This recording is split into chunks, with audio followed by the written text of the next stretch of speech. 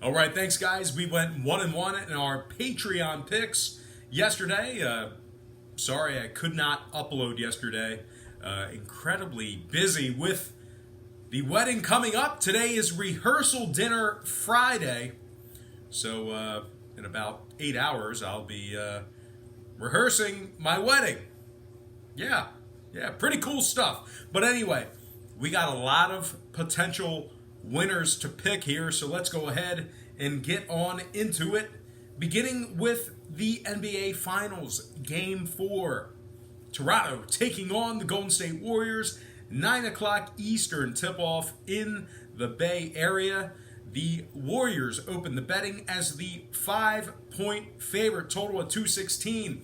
And since those markets opened this one up, we saw a half a point fade of Golden State on the spread. We also saw movement downward on the total.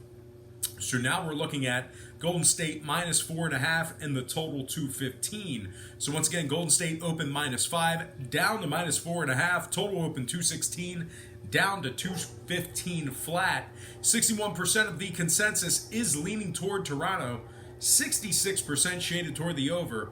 Right now, the Raptors are plus 170 on the money line, and they are up 2-1 in this series. Now, when it comes to the injury report, Kevin Durant is listed as out, not playing tonight. Looney's also out for the season. He ripped his pectoral right off his body, a torn chest, or scapula or something like that. But he's not playing. He's done.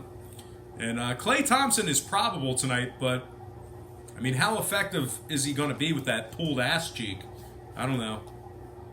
Or pulled hamstring. But anyway, Golden State, if you're backing them tonight, it's going to be a tough spot for you. That's right. I am joining the bandwagon of Raptors fans because Golden State is 19th in home offensive rebounding. They're also 23rd in defensive three-point percentage at home. Their opponents are shooting 36% from beyond the arc against them at the Oracle Arena. A couple more things to add about the Warriors. They're covering just 37% of their games at home. They've covered just 3 out of their last 13 at the current number. And their defense is allowing 112 points per contest on their home court. So Golden State, I can't back them in this spot here tonight. Now, Toronto, they've covered 6 out of their last 7 games. They're covering 62% of their ball games as the official Vegas underdog. They're also covering 60% of the games as the official road underdog. And of course, they are 6th in three-point shooting on the road, 3rd from the stripe in that same category. So over the couple trends that I shared with you, looks like it's going to be all Toronto tonight.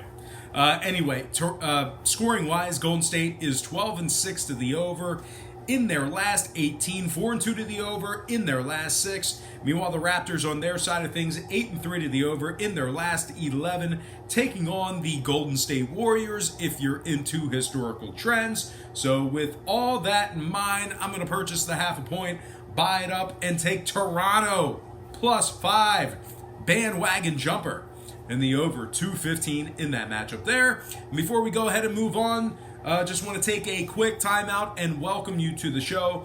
Got some lines of personal leans out for Friday, June 7th, 2019. Happy Friday to you. The weekend is finally here. No work. Work sucks, and I don't have to do it for another 11, 12 days because I'm getting married on Saturday and going right on a honeymoon. I can't wait for it because I don't have to be at work. Nobody likes work. They don't call it fun. They call it work. But anyway, this is fun. I love doing this.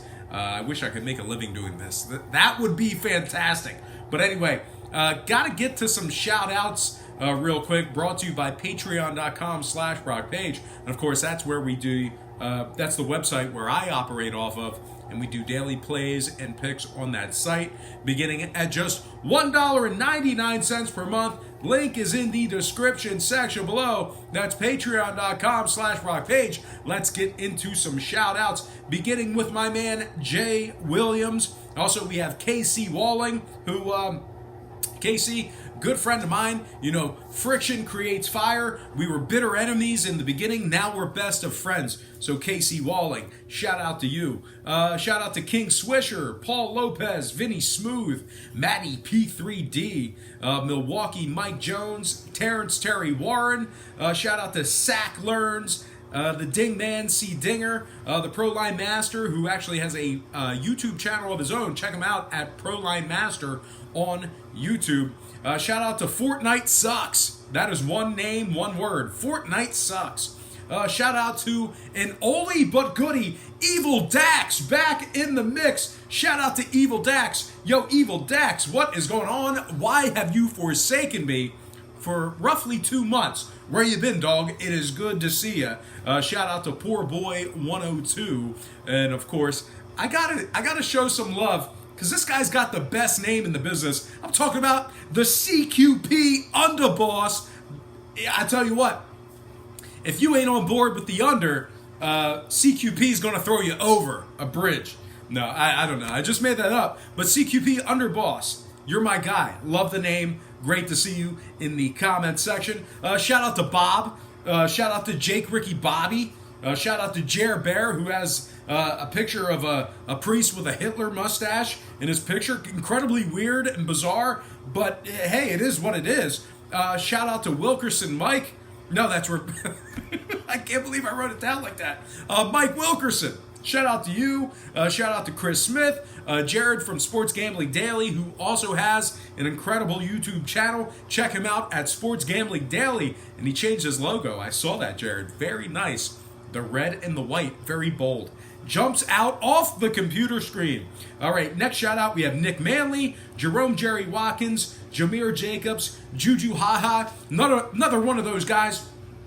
We were friends, then became bitter enemies, and now we're best friends again. Juju Haha, what is up? You're my guy. And down on the home stretch here with the shout outs, we have Worthy OM 311. And last but not least, my man Calico Jones.